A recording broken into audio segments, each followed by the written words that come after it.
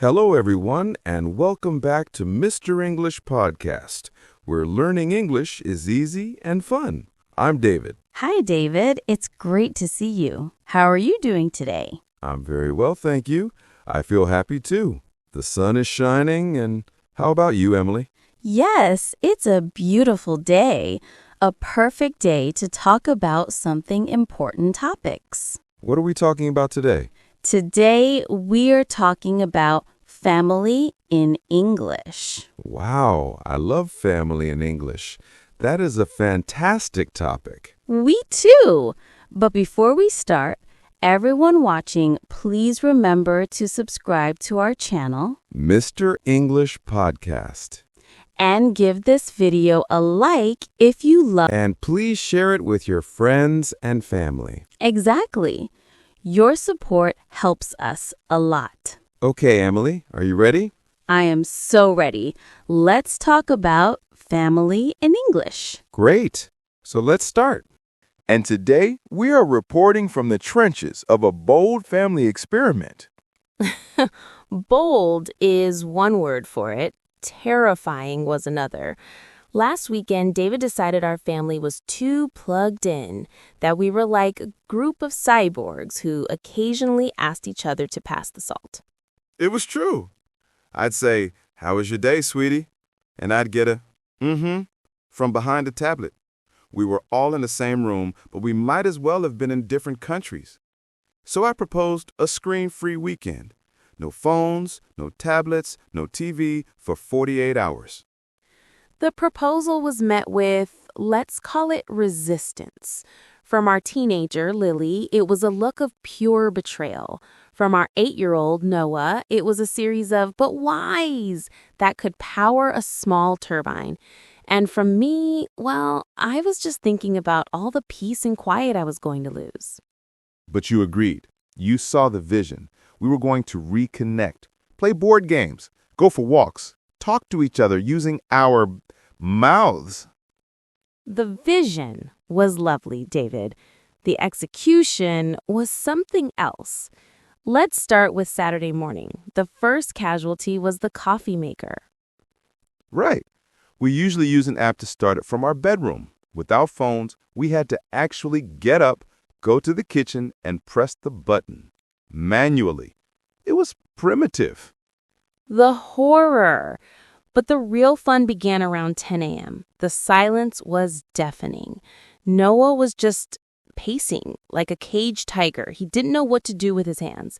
He came up to me and said, "Mom, I'm bored." And I, following the parenting handbook of 1985, said, "Go outside and find a stick." And he did. He brought back like 7 sticks.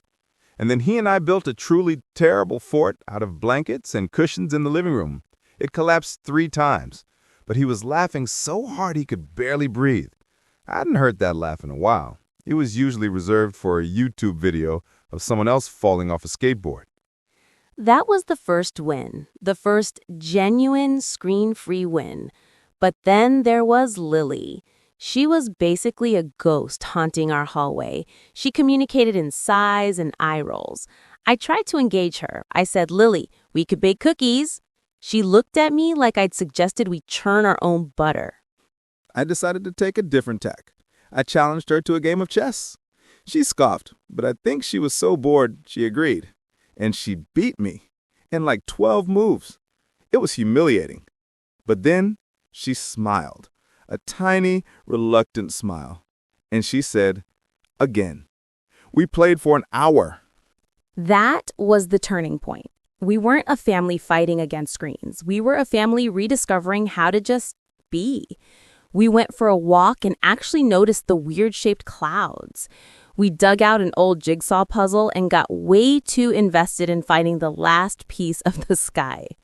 But let's be real, it wasn't all sunshine and stick forts. By Sunday afternoon, we were all getting twitchy. I missed my sports highlights. Emily was clearly wondering if her work email was exploding. The digital world was calling us back. So we had a family meeting. We didn't just go cold turkey back to our devices. We negotiated. We made a new rule called phone-free meals, no exceptions.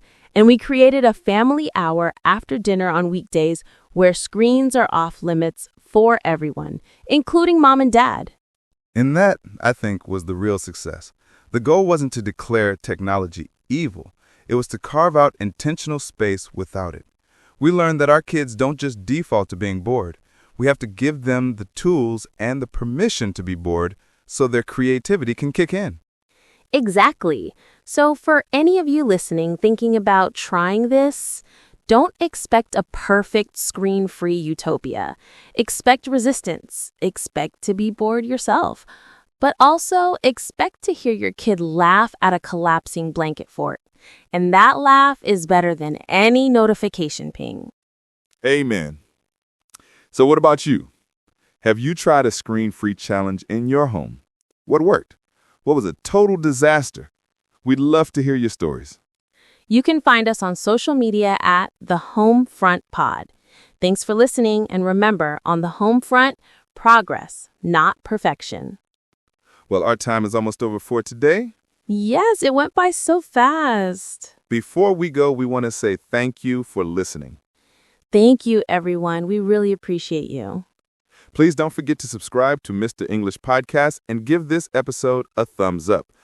Please leave a comment below.